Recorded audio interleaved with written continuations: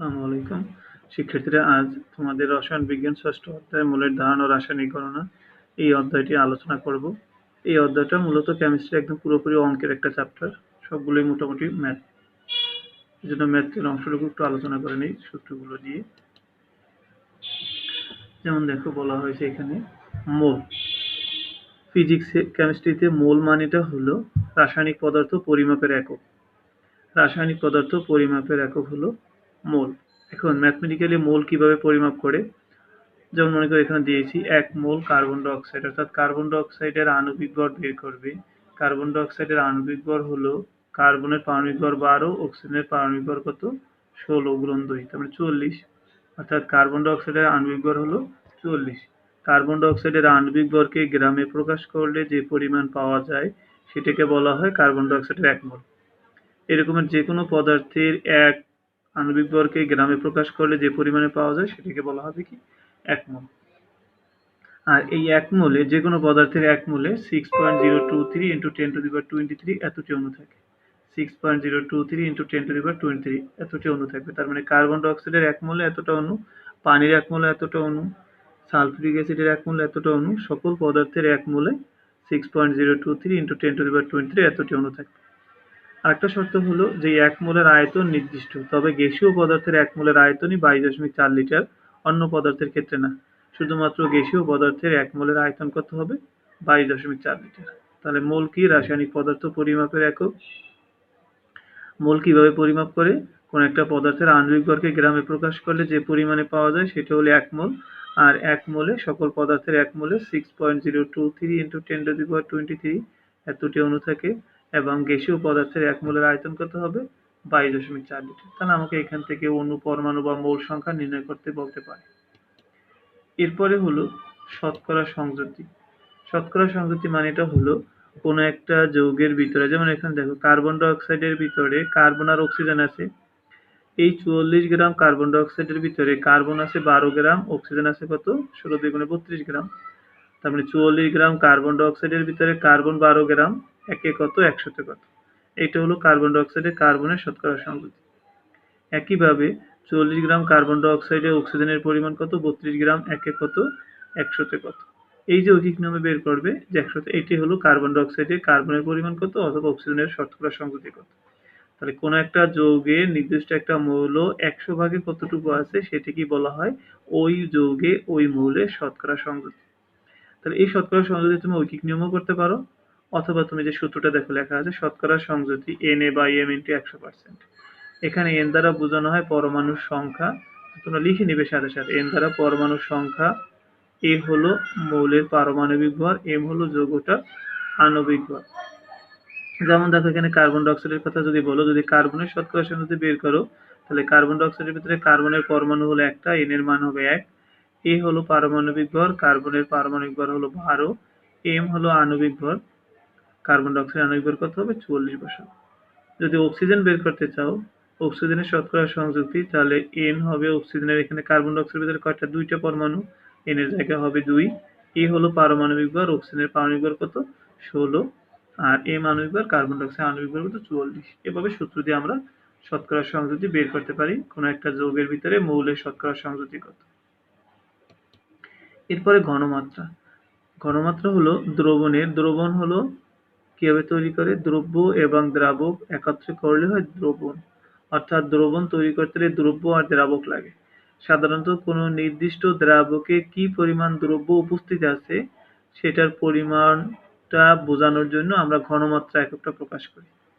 তাহলে ঘনমাত্রা হলো কোন একটা নির্দিষ্ট দ্রাবকে কি পরিমাণ দ্রব্য দ্রবীভূত আছে। এখন এই ঘনমাত্রা প্রকাশের রীতি হলো মোলারিটি, অর্থাৎ মোলার দ্রবণ হতে পারে, সেমি মোলার দ্রবণ হতে পারে, ডেসিমোলার দ্রবণ হতে পারে। যেমন মনে করো 1 লিটার পানি নিলাম, পানির ভিতরে যদি 44 গ্রাম কার্বন ডাই অক্সাইড দ্রবীভূত করি, অর্থাৎ 40 গ্রাম কার্বন ডাই অক্সাইড মানে তো 1 মোল, অর্থাৎ 1 লিটার পানিতে 1 মোল পরিমাণ কার্বন ডাই অক্সাইড যদি দেই, তাহলে ওই দ্রবণের ঘনমাত্রাকে বলা হবে কত? 1 মোলার। যদি 1 লিটার পানি নিয়ে তার ভিতরে কার্বন ডাই অক্সাইডের অর্ধেক মোল যদি নাও, তার মানে কি? 22 গ্রাম। তার মানে 1 লিটার পানির ভিতরে 22 গ্রাম কার্বন ডাই অক্সাইড দিয়ে যদি দ্রবণ তৈরি করো তাহলে ওই দ্রবণের ঘনমাত্রা হবে কত? অর্ধেক দিয়েছো, তাহলে সেটাকে বলা হয় সেমিমোলার দ্রবণ, মানে 0.5। আর যদি ডেসিমোলার দ্রবণ হয়, ডেসি মানে 10 ভাগের 1 ভাগ, 1 মোলের 10 ভাগের 1 ভাগ, তাহলে কার্বন ডাই অক্সাইডের 1 মোল মানে 40 গ্রাম, 10 ভাগের 1 ভাগ কত হবে? 4.4 গ্রাম। তার মানে 1 লিটার পানিতে যদি 4.4 গ্রাম কার্বন ডাই অক্সাইড দাও, তাহলে যে পরিমাণ ঘনমাত্রা হবে সেটাকে বলা হবে কি? ডেসিমোলার দ্রবণ। তাহলে ঘনমাত্রা হলো কোনো নির্দিষ্ট দ্রবণে কি পরিমাণ দ্রব্য দ্রবীভূত আছে তার পরিমাণ কি বলা হয়? ঘনমাত্রা। ঘনমাত্রা প্রকাশের রীতি হলো মোলারিটি। 1 লিটার পানিতে 1 মোল পরিমাণ কোনো একটা দ্রব্য দ্রবীভূত থাকলে ওই দ্রবণের ঘনমাত্রাকে বলা হয় 1 মোলার। যদি অর্ধেক মোল পরিমাণ দ্রব্য দ্রবীভূত থাকে তাহলে বলা হবে কি? সেমিমোলার। আর যদি 10 ভাগের 1 ভাগ পরিমাণ দ্রব্য দ্রবীভূত থাকে তাহলে সেটাকে বলা হবে কি? ডেসিমোলার দ্রব্য। সেই ঘনমাত্রা বের করার সূত্র হলো S=W × 1000 / m × V। W হলো দ্রব্যের ভর, লিখে নাও। W হলো দ্রব্যের ভর, M হলো দ্রব্যের আণবিক ভর, V হলো দ্রবণের আয়তন। W হলো দ্রব্যের ভর, M হলো দ্রব্যের আণবিক ভর, V হলো দ্রবণের আয়তন। এরপরে হলো যে রাসায়নিক বিক্রিয়া, অর্থাৎ যখন বিক্রিয়া করে, যারা বিক্রিয়া করে সেই বিক্রিয়ক যদি আমরা কোনো একটা নির্দিষ্ট বিক্রিয়ক কম নেই, তখন সেই নির্দিষ্ট বিক্রিয়কটাকে বলা হয় কি? লিমিটিং বিক্রিয়ক।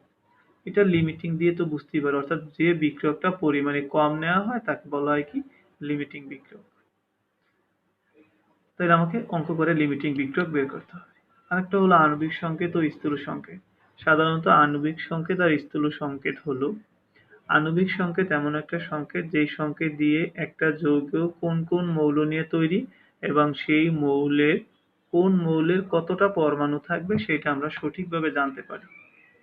যেমন দেখো, বেনজিনের আণবিক সংকেত C6H6, অর্থাৎ এই সংকেত দিয়ে তুমি বুঝতে পারো বেনজিন যৌগটা কার্বন এবং হাইড্রোজেন নিয়ে তৈরি, এবং কার্বনের পরমাণু হলো 6টা এবং হাইড্রোজেনের পরমাণু থাকবে কয়টা? 6টা। কিন্তু স্থূল সংকেত যেখানে অনুপাত প্রকাশ করে, অর্থাৎ এখানে তুমি অনুপাত প্রকাশ করা মানে তো সর্বনিম্ন সংখ্যায় প্রকাশ করা। তাহলে 6 দিয়ে যদি ভাগ করো তাহলে কার্বনের পরমাণু একটা, হাইড্রোজেনের পরমাণু একটা। তার মানে বেনজিনের যদি আমি স্থূল সংকেত লিখি তাহলে হবে CH, অর্থাৎ 6 দিয়ে ভাগ করলে CH। এখানে কার্বনের পরমাণু একটা এবং হাইড্রোজেনের পরমাণু একটা। তার মানে স্থূল সংকেত হলো যে সংকেত দিয়ে কোনো একটা যৌগে যে মৌলগুলো আছে তাদের পরমাণু সংখ্যার অনুপাত প্রকাশ করে। আর আণবিক সংকেত দিয়ে পূর্ণ সংখ্যায় প্রকাশ করে বা প্রকৃত পরমাণুর সংখ্যা প্রকাশ করে। যেমন দেখো, ইথাইনের আণবিক সংকেত হলো C2H2।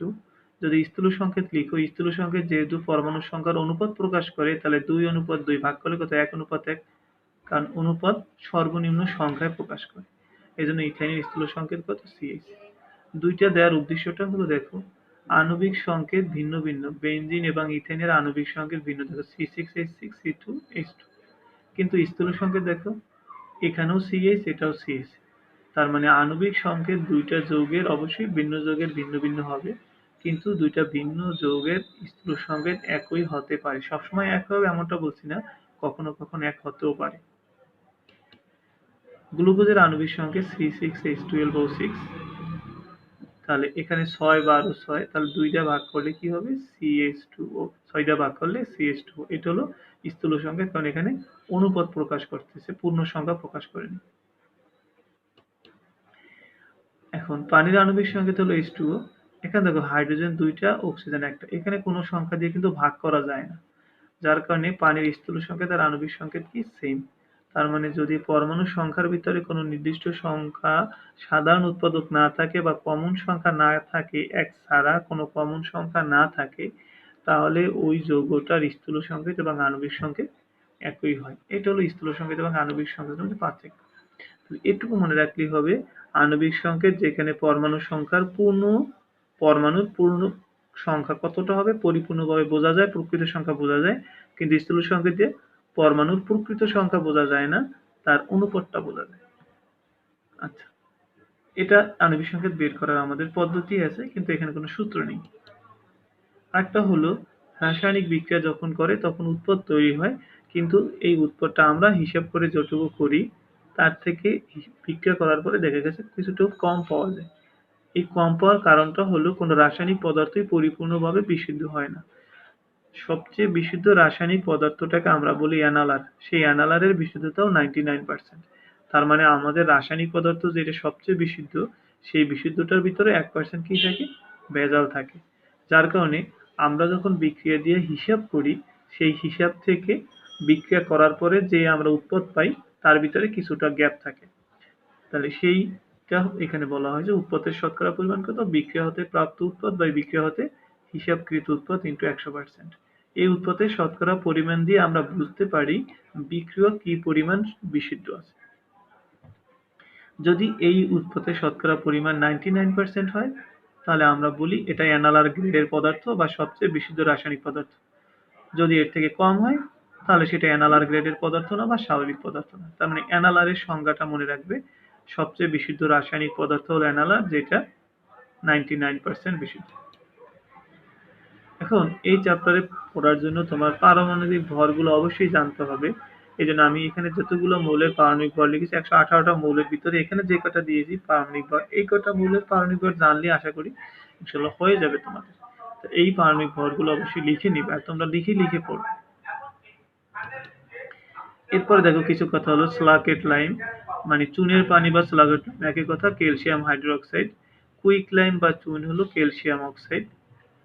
ভিনেগার হলো ইথানোয়িক অ্যাসিড CH3COOH। চুনাপাথর মানে ক্যালসিয়াম কার্বনেটকে বলা হয় চুনাপাথর। এগুলো তোমাকে জানতে হবে এই চ্যাপ্টারের মুখস্থ হিসাবে। এরপরে আমার যেহেতু রাসায়নিক দিক আমাকে জানতে হবে, এখানে ধাতুর সাথে অ্যাসিডের বিক্রিয়া, এগুলো এইটাও পড়েছো বা এগুলো এমনিতে মুখস্থ করতে হবে। এখন ধাতুর সাথে অ্যাসিড বিক্রিয়া করে লবণ এবং হাইড্রোজেন গ্যাস তৈরি করে। এখানে আমি যে কোনো একটা ধাতুর বিক্রিয়া দিয়েছি, এটা মুখস্থ করবে। ধাতুর সাথে অ্যাসিডের বিক্রিয়ায় লবণ এবং হাইড্রোজেন গ্যাস উৎপন্ন হয়। ধাতুর সাথে পানির বিক্রিয়ায় ধাতুর অক্সাইড এবং হাইড্রোজেন গ্যাস উৎপন্ন হয়। ধাতুর অক্সাইড এবং হাইড্রোজেন গ্যাস উৎপন্ন হয়। অ্যাসিডের সাথে ক্ষারকের বিক্রিয়ায় লবণ ও পানি, যেটা আমরা পড়েছি প্রশমন বিক্রিয়া, এটা ক্ষার এবং অ্যাসিড বিক্রিয়া করে লবণ ও পানি। অ্যাসিডের সাথে ধাতুর কার্বনেট বলো, ধাতুর বাইকার্বনেট বলো, দুইটাই বিক্রিয়া করে লবণ, পানি আর কার্বন ডাইঅক্সাইড হয়। এখানে কার্বন ডাইঅক্সাইড কথাটা আসে না, একটু লিখে নিও। লবণ, পানি এবং কার্বন ডাইঅক্সাইড হবে। অ্যাসিডের সাথে বাইকার্বনেটের বিক্রিয়ায় ধাতুর বাইকার্বনেট বিক্রিয়ায়, বাইকার্বনেট মানে কার্বনেট হলো CO3 আর বাইকার্বনেট হলো H2O3। এর সাথে বিক্রিয়া করে লবণ, পানি এবং কার্বন ডাইঅক্সাইড। কার্বন ডাইঅক্সাইড পানি আর লবণটা, এখানে ক্যালসিয়াম, এখানে নাইট্রেট বিক্রিয়া করে ক্যালসিয়াম নাইট্রেট। আর একটু খেয়াল রাখবে ক্যালসিয়ামের যোজনী 2, যার কারণে নাইট্রেটের সাথে 2 হলো।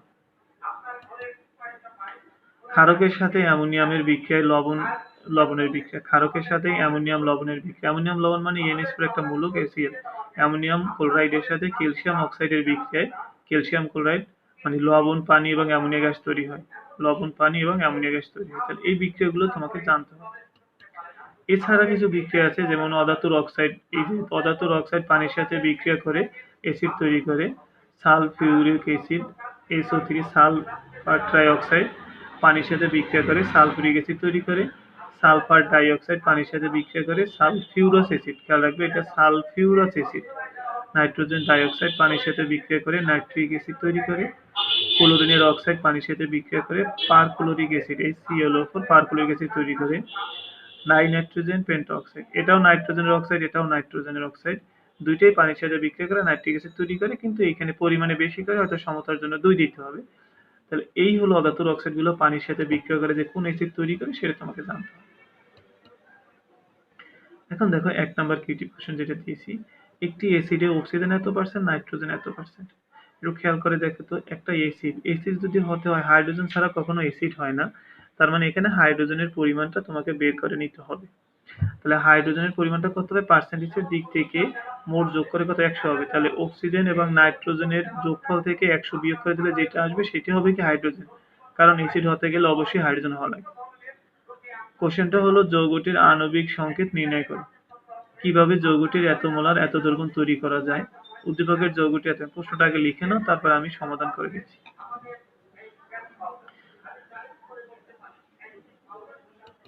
ক নাম্বার কোশ্চেনটা, অ্যাসিডটিতে নাইট্রোজেন এত পার্সেন্ট আছে, বলেছে আণবিক সংকেত বের করো।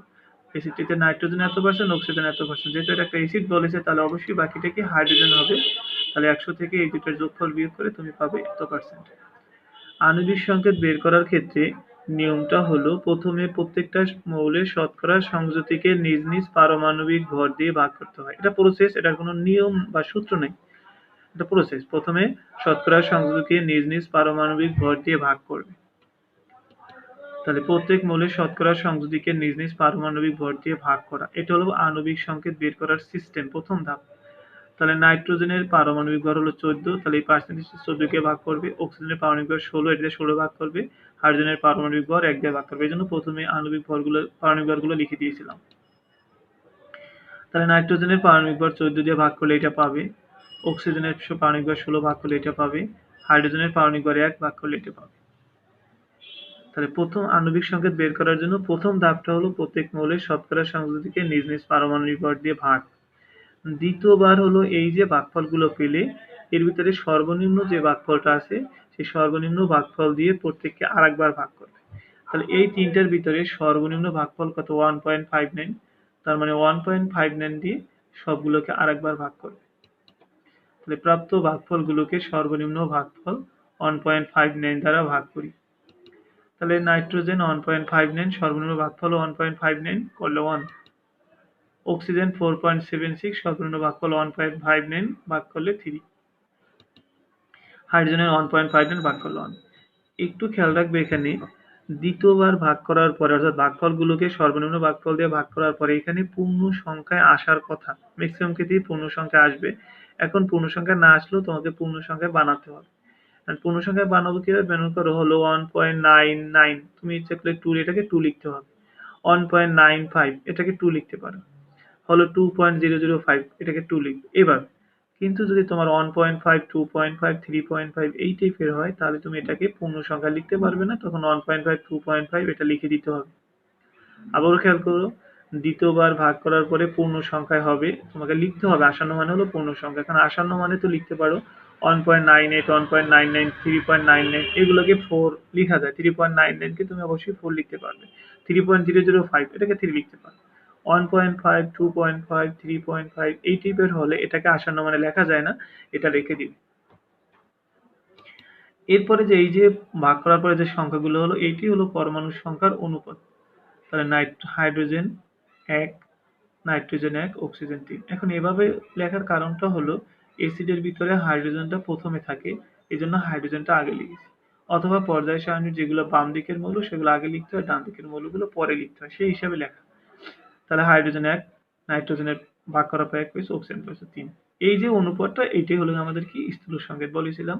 স্থূল সংকেত পরমাণুর সংখ্যার অনুপাত প্রকাশ করে।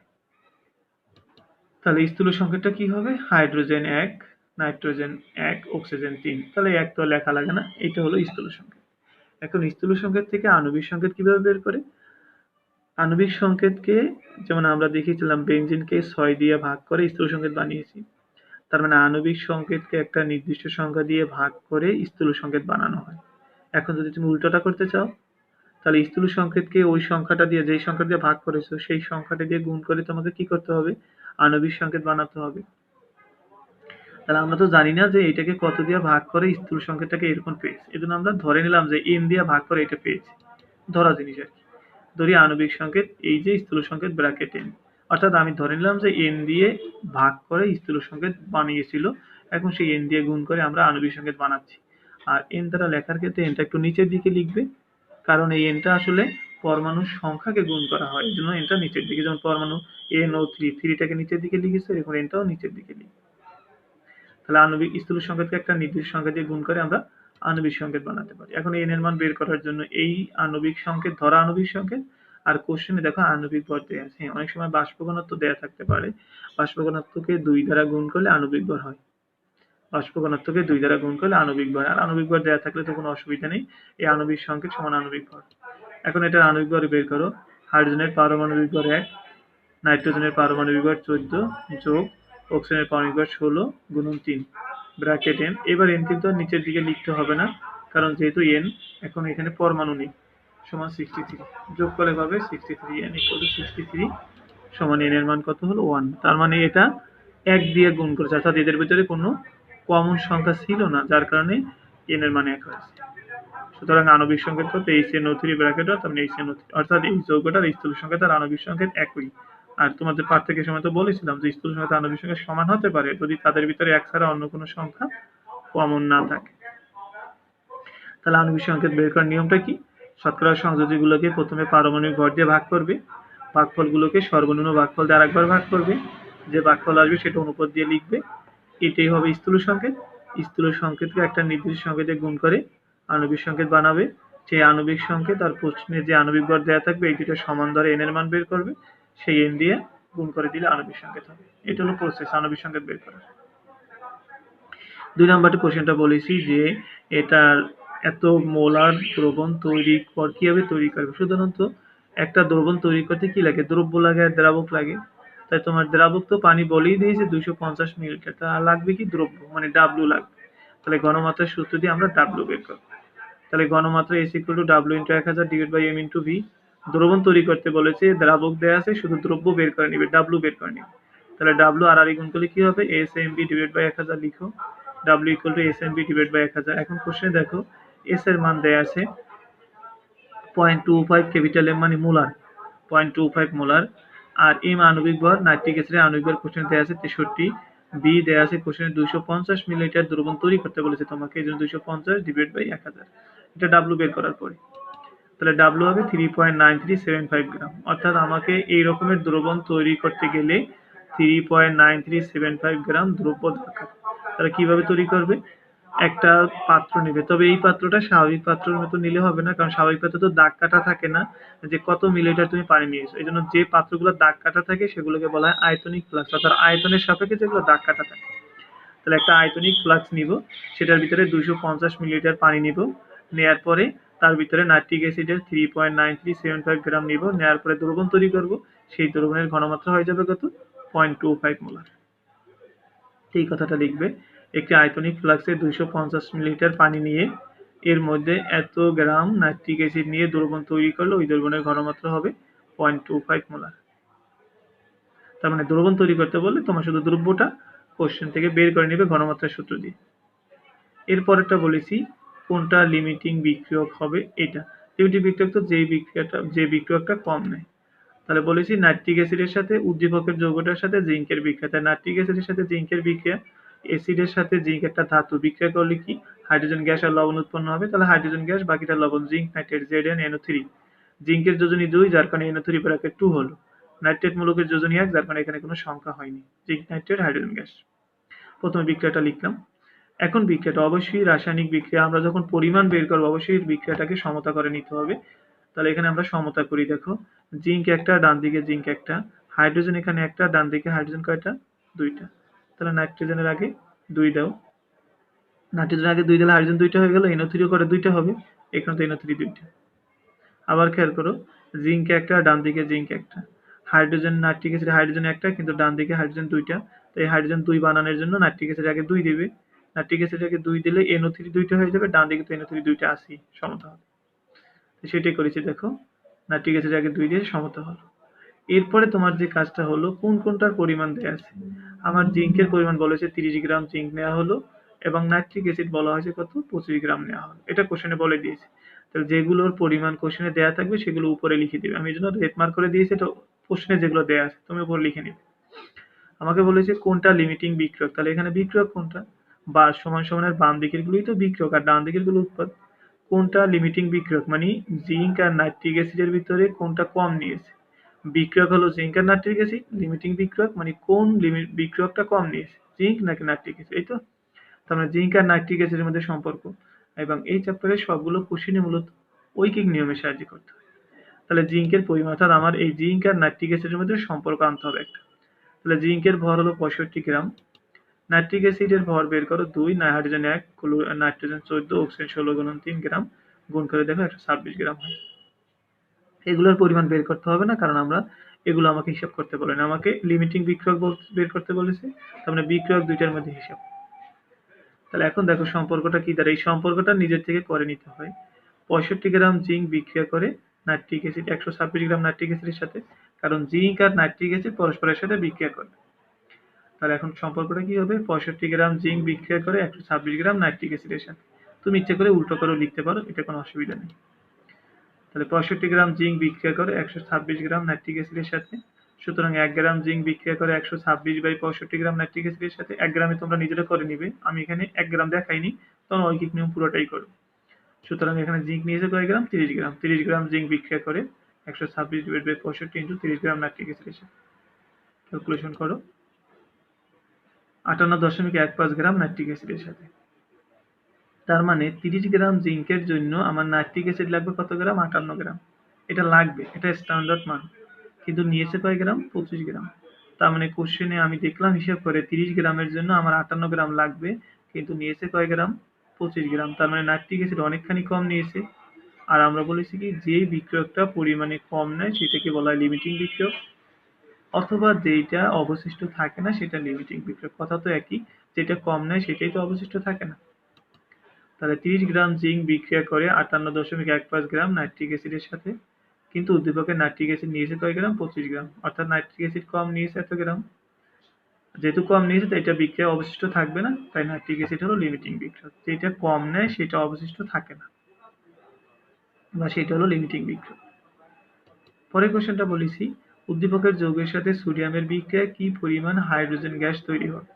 খেয়াল করো, সোডিয়ামের সাথে নাইট্রিক অ্যাসিডের বিক্রিয়ায় কি পরিমাণ হাইড্রোজেন গ্যাস তৈরি হবে? যেন আমরা সোডিয়াম এবং নাইট্রিক অ্যাসিডের বিক্রিয়া দেখিয়েছি, সোডিয়াম নাইট্রেট হাইড্রোজেন গ্যাস। এখানে সোডিয়ামের যোজনী 1, কারণ 1 নম্বর গ্রুপের মৌলগুলোর যোজনী 1, 2 নম্বর গ্রুপের মৌলগুলোর যোজনী 2, এটা জানো। এবং হাইড্রোজেন গ্যাস H2 হলো।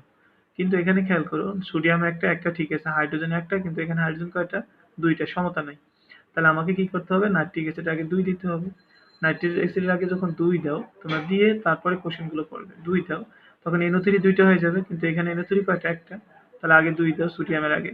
সোডিয়ামের আগে 2 দিলে NO3 2টা হবে, কিন্তু সোডিয়ামও তো 2টা হয়ে যাবে। এজন্য এই সোডিয়ামের আগে আবার কি 2 দিতে হবে। সোডিয়াম একটা, ডান দিকে একটা, হাইড্রোজেন একটা, ডান দিকে হাইড্রোজেন 2টা, এই জন্য নাইট্রিক অ্যাসিডের আগে 2 দিবে। নাইট্রিক অ্যাসিডের আগে 2 দিলে হাইড্রোজেন 2টা হবে, কিন্তু NO3 2টা হয়ে যাবে, কিন্তু ডান দিকে তো NO3 একটা। এই জন্য এই NO3 এর আগে 2 দিবে। 2 দিলে NO3 2টা হবে, কিন্তু সোডিয়ামও তো 2টা হয়ে যাবে। বাম দিকে সোডিয়াম একটা, এই জন্য আগে 2 দিবে। এই হলো সমতা করাটা। এরপরে দেখো আমার পরিমাণ দেয়া আছে কোনটা। এইবার কোশ্চেনে দেয়া আছে 10 গ্রাম সোডিয়াম থেকে কি পরিমাণ হাইড্রোজেন গ্যাস তৈরি হয়। দেখো 10 গ্রাম সোডিয়াম থেকে কি পরিমাণ হাইড্রোজেন গ্যাস। আমার যেটা সোডিয়ামের পরিমাণ দেয়া আছে থেকে এটা লিখেছি, এবং কি পরিমাণ হাইড্রোজেন গ্যাস তৈরি হবে, যেন হাইড্রোজেন গ্যাসের উপর কোশ্চেন মার্ক করেছি। কি পরিমাণ তৈরি হয়। তাহলে আমার সম্পর্ক সোডিয়াম আর হাইড্রোজেন গ্যাসের সাথে, সোডিয়াম আর হাইড্রোজেন গ্যাসের সাথে। এখন খেয়াল করো, তাহলে সোডিয়ামের পরিমাণ জানবো আর হাইড্রোজেনের পরিমাণ জানবো। তাহলে 2 × 23 = 46 গ্রাম। হাইড্রোজেনের গ্যাসের ক্ষেত্রে 1 × 2 = 2 গ্রাম। তাহলে আমার সম্পর্ক দেখো, সোডিয়াম থেকে হাইড্রোজেন গ্যাস কি উৎপন্ন হয়? এটা তো আর পাওয়া যায় না, বিক্রিয়া করে, এটা কি উৎপন্ন হয়। তাহলে আমার লাইনটা কি হবে? 46 গ্রাম সোডিয়াম থেকে হাইড্রোজেন গ্যাস পাওয়া যায় 2 গ্রাম। 46 গ্রাম সোডিয়াম থেকে হাইড্রোজেন গ্যাস উৎপন্ন হয় 2 গ্রাম। একে কত হবে? 2/46, 10 গ্রাম। এত গ্রাম। তাহলে তোমার প্রথমে বিক্রিয়াটা লিখে সমতা করতে হবে। এরপরে কোশ্চেনে যে জিনিসগুলো দেওয়া আছে তার উপর ওই মানগুলো লিখবে, কোনটা বের করতে বলেছে তার উপর হট চিহ্ন দাও। এরপরে এদের এই হিসাব করো যে আমি কোনগুলোর পরিমাণ বের করবো। দেখো আমি নাইট্রিক অ্যাসিড, সোডিয়াম নাইট্রেট এগুলোর পরিমাণ বের করিনি, কারণ এগুলোর কথা বলেনি। আমার বলেছে সোডিয়াম থেকে কি পরিমাণ হাইড্রোজেন গ্যাস, তার মানে সোডিয়াম আর এবং হাইড্রোজেন গ্যাসের মধ্যে সম্পর্ক। ওকে, 2 নম্বর কিটি কোশ্চেন দেখো। এই পাত্রে 1.68 গ্রাম 30 মিলিলিটার পটাশিয়াম হাইড্রোক্সাইড নেওয়া হয়েছে, এটা 1 মোলার 40 মিলিলিটার নাইট্রিক অ্যাসিড নেওয়া হয়েছে। পাত্র 1 এর দ্রবণের মোলারিটি কত? মোলারিটি মানে ঘনমাত্রা প্রকাশের রীতি বা এককটা হলো মোলারিটি। তাহলে ঘনমাত্রা বের করার সূত্রটা কি? S = W × 1000 / M × V। W × 1000 / M × V। W কি? দ্রব্যের ভর। 1 নম্বর পাত্রের দ্রব্যের ভর কত? 1.68 গ্রাম। ডাব্লু পেয়ে গেলে। এম আণবিক ভর, KOH এর আণবিক ভর বের করবে। KOH এর আণবিক ভর M = পটাশিয়ামের পারমাণবিক ভর হলো 39, যোগ অক্সিজেন কত? 16, যোগ হাইড্রোজেন কত? 1, সমান হলো 56। আর V হলো দ্রবণের আয়তন। এখানে দ্রবণের আয়তন তো দেয়া আছে কত? 30 মিলিলিটার। তাহলে 1 নং পাত্রের দ্রবণের মোলারিটি বের করতে পারবো। পাত্র 1 ও পাত্র 2 এর দ্রবণ একত্র করলে মিশ্রণটি কোন প্রকৃতির হবে?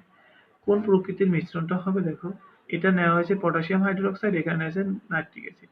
একত্রে করলে তো বিক্রিয়া করবে। বিক্রিয়া করার পরে পটাশিয়াম হাইড্রোক্সাইড হলো ক্ষার, এটা হলো কি অ্যাসিড। বিক্রিয়া করে লবণ আর পানি প্রশমিত হয়ে যাবে। কিন্তু আমি যদি পটাশিয়াম হাইড্রোক্সাইড বেশি নেই, তাহলে পটাশিয়াম হাইড্রোক্সাইড বিক্রিয়া করার পর অবশিষ্ট থেকে যাবে। তার মানে তখন দ্রবণটা হয়ে যাবে কি? ক্ষারীয় প্রকৃতির। আমি যদি নাইট্রিক অ্যাসিড বেশি নেই, তাহলে এরা বিক্রিয়া করার পরও নাইট্রিক অ্যাসিড দ্রবণে থেকে যাবে, তার মানে অ্যাসিড থেকে গেলে অম্লীয় প্রকৃতির হবে। আর আমি যদি কোনোটাই বেশি না নিই বা ঠিক মতো দুইটা নেই তাহলে কি কোনোটা থাকবে না, তার মানে নিরপেক্ষ হয়ে যাবে। তার মানে আমাকে বের করতে হবে কোন বিক্রিয়কটা আমি বেশি নিয়েছি। যে বিক্রিয়কটা বেশি নিয়েছি দ্রবণের প্রকৃতি কি ওই রকমের হবে। পরে কোশ্চেনটা বলেছি উদ্দীপকের লবণের শতকরা সংযুক্তি কত। শতকরা সংযুক্তি বের করার যে সূত্রটা লিখেছি ওটিতে করো। কোশ্চেনটা লিখে নাও। এখন আমি 1 নম্বর দেখাই। মোলারিটি বের করতে বলেছে, ঘনমাত্রার সূত্র W × 1000 divide by M × V। W দেয়া আছে 1.68 × 1000 M হলো আণবিক ভর, সোডিয়াম পটাশিয়াম হাইড্রোক্সাইড ছিল, পটাশিয়াম 39, অক্সিজেন 16, হাইড্রোজেন হলো 1 ইন্টু আণবিক ভর হলো 30। এক দ্রবণের আয়তন দেওয়া আছে 30 মিলিলিটার। তাহলে ক্যালকুলেশন করে দেখো 1 মোলার হলো ঘনমাত্রা। ঘনমাত্রার একক হলো মোলার, ক্যাপিটাল M। 2 নম্বর কোশ্চেনটায় আমাকে কোন দ্রব্যটা বেশি নিয়েছি সেটা বের করতে হবে, কিন্তু আমার পটাশিয়াম হাইড্রোক্সাইডের পরিমাণ দেয়া থাকলেও আমার দ্বিতীয়টা অর্থাৎ অ্যাসিডের পরিমাণটা আমার দেয়া নাই। অ্যাসিডের পরিমাণটা দেয়া নাই দেখে আমাকে অ্যাসিডের ঘনমাত্রা দিয়ে W বের করে নিতে হবে। তাহলে ঘনমাত্রা W × 1000 divide by M × V। কারণ আমি কোনটা বেশি নিয়েছি সেটা যদি বের করতে চাই, আমি যদি পরিমাণই না জানি দুইটা, তাই বলবো কিভাবে কোনটা বেশি নিয়েছি। এই জন্য অ্যাসিডের W বের করে নিচ্ছি। তা W ইকুয়াল টু কি হবে SMB ডিভাইড বাই 1000। S দেয়া আছে 1, আর এটা নাইট্রিক অ্যাসিড, হাইড্রোজেনের পারমাণবিক ভর 1, নাইট্রোজেনের হলো 14, অক্সিজেন 16 গুণন 3 ইন্টু ওইটার দেখো আয়তন দেয়া আছে, দ্রবণের আয়তন 40 ডিভাইড বাই 1000। তা পেয়ে গেলে 2.52 গ্রাম, আর এটা কত 1.68 গ্রাম। এখন আমি বিক্রিয়া করে দেখব কোনটা আমি বেশি নিয়েছি নাকি আদৌ নেইনি। তাহলে বিক্রিয়াটা কি, পটাশিয়াম হাইড্রোক্সাইড নাইট্রিক অ্যাসিড, এটা ক্ষার এটা অ্যাসিড, বিক্রিয়া করে লবণ পানি, পটাশিয়াম নাইট্রেট আর পানি H2O। তার মানে ক্ষারের ওএইচ আর না অ্যাসিডের হাইড্রোজেন, এটা তো জানো ক্ষার ওএইচ দিবে আর অ্যাসিড কি হাইড্রোজেন আয়ন দিবে, বিক্রিয়া করলে পানি, বাকিটুকু লবণ। সমতা করো। তাহলে এখানে দেখো সমতা আছে এই বিক্রিয়াটার, এই জন্য সমতা করতে হচ্ছে না, এটাই সমতা। এখন আমি পরিমাণগুলো হিসাব করি। আমার পটাশিয়াম হাইড্রোক্সাইডের পরিমাণ দেয়া আছে, এটার উপর লিখি 1.68 গ্রাম। নাইট্রিক অ্যাসিডের পরিমাণ বের করেছি 2.52 গ্রাম। এগুলোর পরিমাণ দেয়া নেই, তার মানে এগুলোর আমার হিসাবে আসবে না। এখন এই দুইটার মধ্যে হিসাব, তাহলে এই দুইটার পরিমাণ তুমি নিজের থেকে বের করে নাও। পটাশিয়াম হাইড্রোক্সাইডের পরিমাণ কত 56 গ্রাম, আণবিক ভর দিয়ে বের করলাম। নাইট্রিক অ্যাসিডের পরিমাণ বের করে 63 গ্রাম। তার মানে এখন কি 56 গ্রাম না, পটাশিয়াম হাইড্রোক্সাইড নাইট্রিক অ্যাসিডের সাথে কি বিক্রিয়া করে, তার মানে কথাটা কি হবে 56 গ্রাম পটাশিয়াম হাইড্রোক্সাইড বিক্রিয়া করে 63 গ্রাম নাইট্রিক অ্যাসিডের সাথে। 56 গ্রাম পটাশিয়াম হাইড্রোক্সাইড বিক্রিয়া করে 63 গ্রাম নাইট্রিক অ্যাসিডের সাথে। সুতরাং 1 গ্রাম বিক্রিয়া করবে কত 63/56। সুতরাং 1.68 গ্রাম কত গ্রামের সাথে বিক্রিয়া করে, দেখো ক্যালকুলেশন করলে পাবে 1.98 গ্রাম নাইট্রিক অ্যাসিডের সাথে। তার মানে কি 1.68 গ্রাম পটাশিয়াম হাইড্রোক্সাইড নিলে তোমার নাইট্রিক অ্যাসিড নিতে হবে 1.89 গ্রাম, 1.89 গ্রাম। কিন্তু তুমি এখানে নিয়েছো কয় গ্রাম, 2.52 গ্রাম নিয়েছো উদ্দীপক। তার মানে কি নাইট্রিক অ্যাসিড বেশি নিয়েছে, আমার লাগবে 1.89 গ্রাম, নিয়েছি কত 2.52 গ্রাম। নাইট্রিক অ্যাসিড আমি বেশি নিয়েছি। আমরা যেটা বের করি সেটা দরকার, কোশ্চেনে যেটা দিয়েছে সেটা নিয়েছে, সেটা হলো তো নিয়েছে সেটা। তাহলে আমার দরকার 1.89 গ্রাম, আর নিয়েছে কয় গ্রাম 2.52, বেশি নিয়েছে। তো সেটা 1.68 গ্রাম পটাশিয়াম হাইড্রোক্সাইড বিক্রিয়া করে 1.89 গ্রাম নাইট্রিক অ্যাসিডের সাথে। কিন্তু উদ্দীপকে নাইট্রিক অ্যাসিড নেওয়া হয়েছে 2.52 গ্রাম, অর্থাৎ নাইট্রিক অ্যাসিড কি হবে অবশিষ্ট থেকে যাবে, কত 0.63 গ্রাম। যেহেতু নাইট্রিক অ্যাসিড অবশিষ্ট থেকে যাবে, তার মানে নাইট্রিক অ্যাসিডের জলীয় দ্রবণ কি অম্লধর্মী, তার মানে দ্রবণটা কি হবে অম্লীয় প্রকৃতির হবে। কারণ কোন প্রকৃতি সেটা নির্ভর করে কোনটা থেকে যায়। আর যদি এখানে বলতো কোনটা লিমিটিং বিক্রিয়ক, তার মানে যেহেতু নাইট্রিক অ্যাসিড থেকে যায় তার লিমিটিং বিক্রিয়ক কি পটাশিয়াম হাইড্রোক্সাইড, কারণ পটাশিয়াম হাইড্রোক্সাইড কম নিয়েছে। 3 নম্বর কোশ্চেনটা বলেছিলাম যে বিক্রিয়া করার পরে যে লবণটা উৎপন্ন হয় তার শতকরা সংযোগ। তাহলে পটাশিয়াম হাইড্রোক্সাইড নাইট্রিক অ্যাসিড বিক্রিয়া করে পটাশিয়াম নাইট্রেট উৎপন্ন হয়, এটাই তো লবণ, এটা শতকরা সংযুতি বের করবে। তাহলে উৎপন্ন লবণ হলো পটাশিয়াম নাইট্রেট। তাহলে এটা আণবিক ভর বের করো, পটাশিয়াম 39, নাইট্রোজেন 14 যোগ অক্সিজেন 16 গুণন 3 101। এখন এটা তো বললামই শতকরা সংযোগে তুমি ঐকিক নিয়মও করতে পারো, সূত্র দিয়েও করতে পারো। যদি ঐকিক নিয়মে কেউ করো তাহলে বলবে কি 101 গ্রাম পটাশিয়াম নাইট্রেটে পটাশিয়াম আছে 39 গ্রাম, সুতরাং 1 গ্রামে কত 100 গ্রামে কত, পেয়ে যাবে পটাশিয়ামের শতকরা সংযুতি। আবার 101 গ্রাম পটাশিয়াম নাইট্রেটে নাইট্রোজেন আছে 14 গ্রাম, একে কত 100তে কত, তাহলে নাইট্রোজেনের শতকরা সংযুতি পাবে। আবার লিখবে 101 গ্রাম পটাশিয়াম নাইট্রেটে অক্সিজেন আছে 48 গ্রাম, সুতরাং একে কত 100তে কত, তখন অক্সিজেনের শতকরা সংযুতি পাবে। আমি এখানে সূত্র দিয়ে করে দিয়েছি। তাহলে পটাশিয়ামের সংযোগী সূত্রটা কি ছিল? Na divide by m into 100%। n হলো পরমাণুর সংখ্যা, পটাশিয়াম নাইট্রেটে দেখো পটাশিয়ামের পরমাণু হলো একটা। এ হলো পারমাণবিক ভর, পটাশিয়ামের পারমাণবিক ভর কত? 39 ডিভাইড বাই m, m হলো আণবিক ভর, পটাশিয়াম নাইট্রেটের আণবিক ভর আমরা বের করেছি 101, সেটা বসাও। 1 গুণন 39 ডিভাইড বাই 101 এত পার্সেন্ট। যদি নাইট্রোজেনের শতকরা সংখ্যা বের করি, সূত্রটা Na by m into 100%। Potassium নাইট্রেটের ভিতরে নাইট্রোজেনের পরমাণু দেখো একটা, নাইট্রোজেনের পারমাণু এ হলো পারমাণবিক ভর, নাইট্রোজেনের পারমাণবিক ভর 14, m হলো আণবিক ভর কত? 101, আমরা বের করেছি যেটা, এটা পাবো। অক্সিজেনের যদি শতকরা সংখ্যা বের করো, Na বাই m ইন্টু 100%। দেখো পটাশিয়াম নাইট্রেট যৌগটার ভিতরে অক্সিজেন আছে 3টা, তাই n এর মান হবে 3, অক্সিজেনের পারমাণবিক ভর হবে 16, এ হবে 16, m হলো আণবিক ভর 101। এরপর উত্তর লিখবে অক্সিজেন এত পার্সেন্ট, পটাশিয়াম এত পার্সেন্ট, নাইট্রোজেন এত পার্সেন্ট। এটা হলো শতকরা সংখ্যা বের করা একটা সিস্টেম। এরপরে দেখো দুইটা পাত্র দিয়েছি, 1 ও 2 নং পাত্রের দ্রবণ একত্র করলে উৎপন্ন লবণের 10 গ্রামে পরমাণুর সংখ্যা। এই দুইটা একত্র করলে যে লবণটা হবে, দেখো এটা সালফিউরিক অ্যাসিড, এটা সোডিয়াম হাইড্রোক্সাইড, বিক্রিয়া করলে কি সোডিয়াম সালফেট আর পানি হবে, লবণ আর পানি।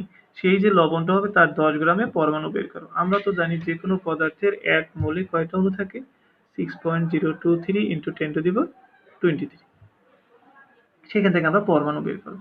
পাত্র 1 ও পাত্র 2 এর অণু সংখ্যা সমান হবে কিনা? একইভাবে। কিন্তু তাহলে 1 নম্বর প্রশ্নটায় আসি। কোশ্চেনটা লিখে নিয়েছো। 1 নম্বর, সালফিউরিক অ্যাসিড এবং সোডিয়াম হাইড্রোক্সাইড বিক্রিয়া করে সোডিয়াম সালফেট এবং পানি। কারণ সালফেট মূলকের যোজনী 2 আর সোডিয়াম তো 1 নম্বর গ্রুপের মৌল, যোজনী 1, পানি। সমতা এখানে লবণটা হলো কি সোডিয়াম। এখানে সমতা না করলে কোনো অসুবিধা নেই, কারণ আমার শুধু লবণটা দরকার। উৎপন্ন লবণটা কি? Sodium sulphate. এখন এই সোডিয়াম সালফেটের 10 গ্রামে পরমাণু বের করতে বলছে। তাহলে আমরা জানি কি 1 মোল সোডিয়াম সালফেট, 1 মোল মানে কি সোডিয়াম সালফেটের আণবিক ভরকে গ্রামে প্রকাশ করতে হবে। সোডিয়ামের পারমাণবিক ভর 23 গুণন 2 যোগ সালফারের পারমাণবিক ভর 32 যোগ অক্সিজেনের পারমাণবিক ভর 16 গুণন 4, এত গ্রাম সোডিয়াম সালফেট মানে কি 142 গ্রাম। অর্থাৎ 1 মোল সোডিয়াম সালফেট মানে কি 142 গ্রাম সোডিয়াম সালফেট। আর এই 1 মোল সোডিয়াম সালফেটে মানে যে কোনো পদার্থের 1 মোলে কয়টা অণু থাকবে? 6.023 ইন্টু 10⁻20 এতটা অণু। এখন আমাকে বের করতে বলেছে পরমাণু। এই যে খেয়াল করো সোডিয়াম সালফেট যৌগটার ভিতরে কয়টা পরমাণু আছে? সোডিয়ামের 2টা, সালফারের 1টা, অক্সিজেনের 4টা। তাহলে 2, সালফারের 1, 3, অক্সিজেনের 4, 7টা। তার মানে সোডিয়াম সালফেটের অণুর ভিতরে কয়টা পরমাণু? 7টা পরমাণু আছে। এই জন্য এই অণুকে যদি 7 দিয়ে গুণ করে দাও তাহলে কি হবে? পরমাণুর সংখ্যা হবে। তাই লিখেছি দেখো 6.023 10⁻23। এটা হলো 1 মোলের অণু, আর একটা অণুতে 7টা পরমাণু আছে, 7 দ্বারা গুণ করে কি করেছি? পরমাণু বের করেছি। তোমাকে বের করতে বলেছে 10 গ্রামে কয়টা পরমাণু থাকে। খেয়াল করো ঐকিক নিয়মে আমাদের নিয়মটা কি ছিল? যে জিনিসটা বের করতে বলবে সেটা ডান দিকে থাকবে, আর যার সাথে সম্পর্ক করব সেটা বাম দিকে থাকবে। আমাকে 10 গ্রামে বের করতে বলেছে, তাহলে গ্রামটা বাম দিকে থাকবে। অণুর বা পরমাণুর সংখ্যা বের করতে বলে সেটা ডান দিকে থাকবে। তাহলে এখানে সম্পর্কটা কি? গ্রামটা বাম দিকে থাকবে। তাহলে সোডিয়াম সালফেটের 1 মোল কত? 142 গ্রাম।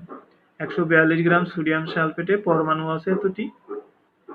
লাইনটা সাজায় নিজের থেকে সাজাতে হবে, যেহেতু পরমাণু বের করতে বলছে পরমাণু ডানে থাকবে, 10 গ্রামে বের করতে বলেছে গ্রামটা বাম দিকে থাকবে। তাহলে এখানে 142 গ্রাম সোডিয়াম সালফেটে পরমাণু হলো এতটি, পরমাণু আছে এতটি।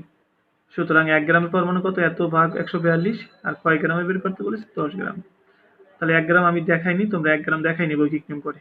10 গ্রাম সোডিয়াম সালফেটে পরমাণু আছে, ভাগ করে দিলে এতটা পরমাণু থাকে।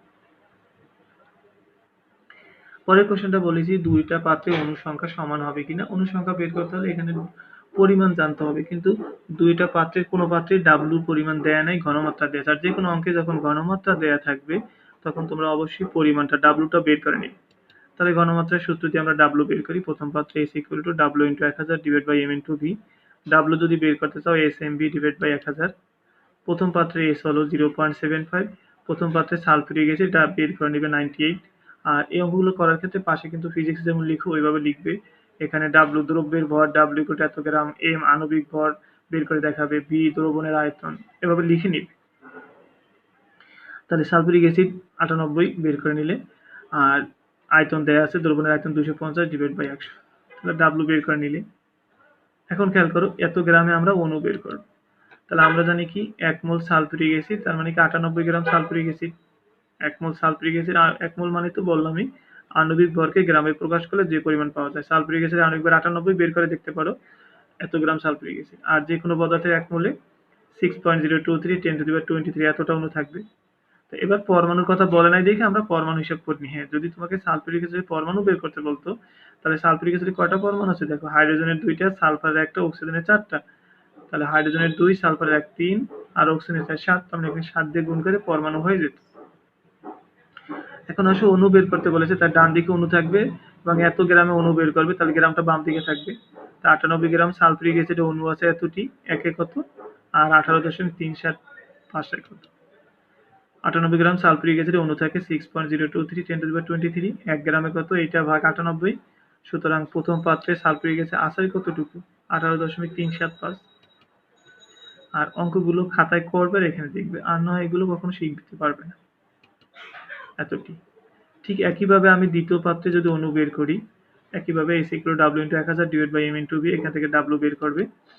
তাহলে দ্বিতীয় পাত্রে ঘনমাত্রা দেওয়া আছে 0.6, দ্বিতীয় পাত্রে সোডিয়াম হাইড্রোক্সাইড নেওয়া হয়েছে, সোডিয়াম হাইড্রোক্সাইড আণবিক ভর বের করে দেখো 40, আর M হলো 250 মিলিলিটার, V 250 / 1000।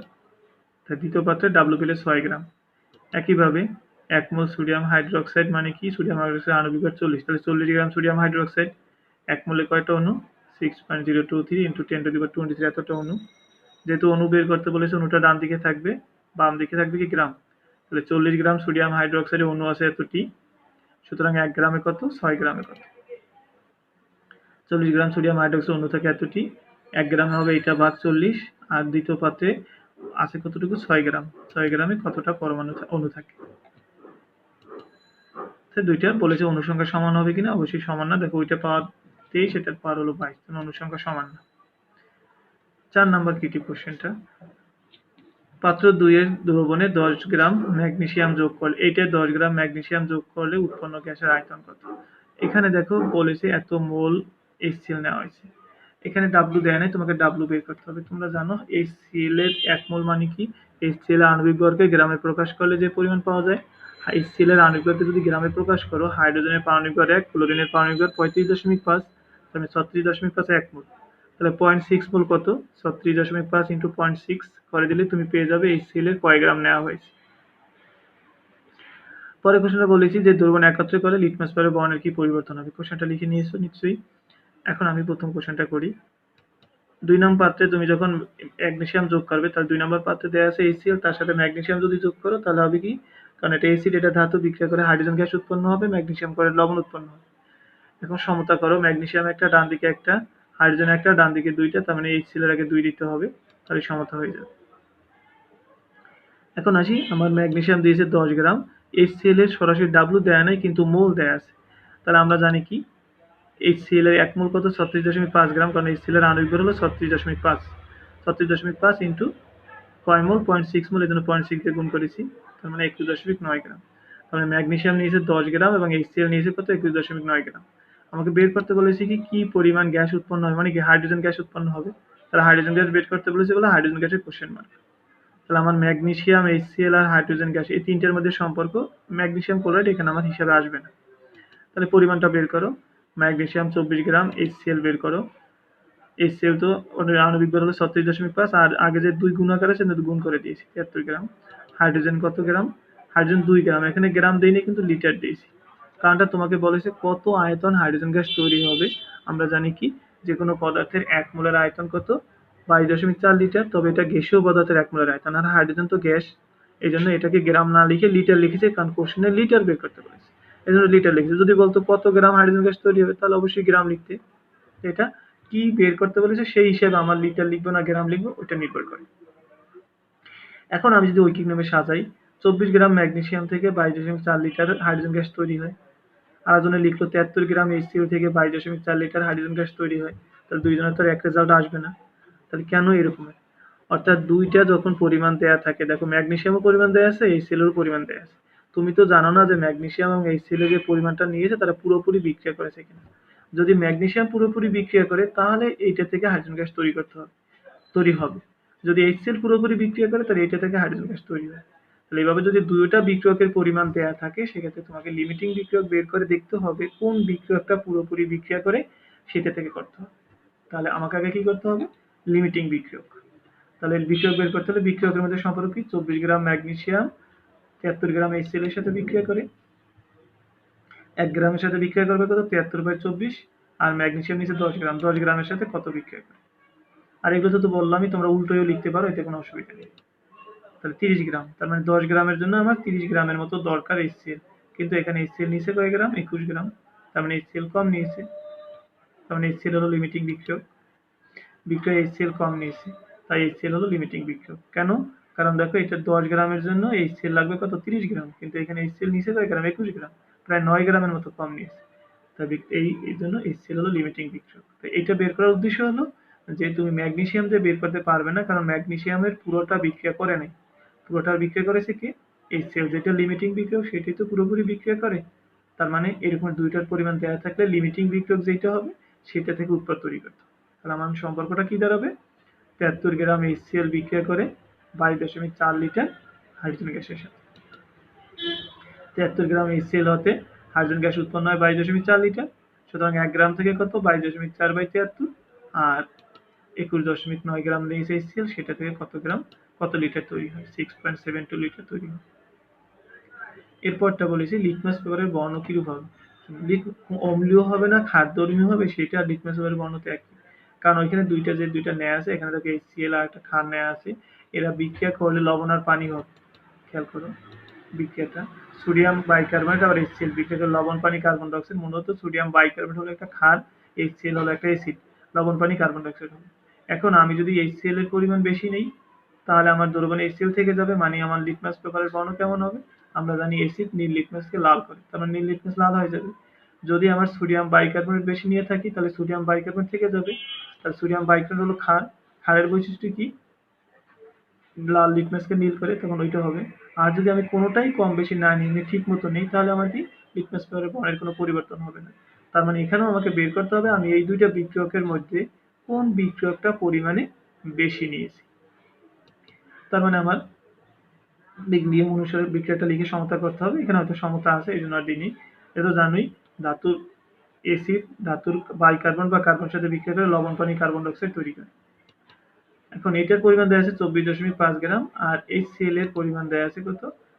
21.9 গ্রাম, কারণ মোল দেওয়া আছে সেটা গ্রামে বানালে। তাহলে এই দুইটার মধ্যে কোনটা, আমাকে তো কোনটা তৈরি হয় সেটা বলে নাই, তাই এই দুইটার মধ্যে হিসাব। তাহলে সোডিয়াম বাইকার্বনেট পরিমাণ বের করো, সোডিয়াম 23 যোগ হাইড্রোজেন 1 যোগ কার্বন 12 যোগ অক্সিজেন 16 × 3। কারণ আমাকে এই দুইটার মধ্যে কোনটা বেশি কম নিয়েছে, বিক্রিয়ক দুইটার মধ্যে কোনটা বেশি কম নিয়েছে সেটা দিয়ে আমি বলতে পারবো লিটমাস পেপারের বর্ণের কি পরিবর্তন হবে। HCl এর পরিমাণ বের করো 36.5, তো বুঝতে পারো হাইড্রোজেনের পারমাণবিক ভর 1, ক্লোরিনের পারমাণবিক ভর 35.5। এখন সম্পর্কটা কি?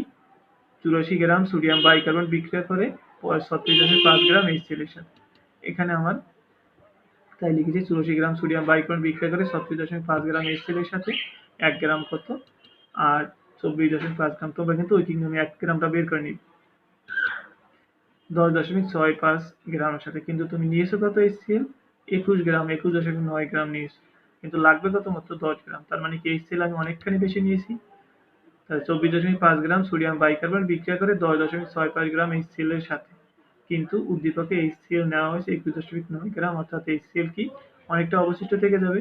HCl যেহেতু অবশিষ্ট থেকে যাবে, তার মানে HCl কি অম্লধর্মী, আর অম্ল কি করে? নীল লিটমাস পেপারকে লাল করে। যেহেতু HCl এর জলীয় দ্রবণে অম্লধর্মী, তাই নীল লিটমাস পেপারকে লাল করে। তাহলে এই 4টা ক্রিয়েটিভ কোয়েশ্চেন আর 6টা ক্রিয়েটিভ কোয়েশ্চেন আমি আগামী দিন তোমাদের দিব। তাহলে মোটামুটি এই চ্যাপ্টারে ইনশাআল্লাহ এই কোয়েশ্চেন 10টা ক্রিয়েটিভ কোয়েশ্চেন করলেই হয়ে যাবে। আজকে এই 4টা দিলাম, আগামী দিন বাকি 6টা দিব। তোমরা এই 6টা লিখে লিখে প্র্যাকটিস করো। তোমাদের সবাইকে ধন্যবাদ। আল্লাহ হাফেজ।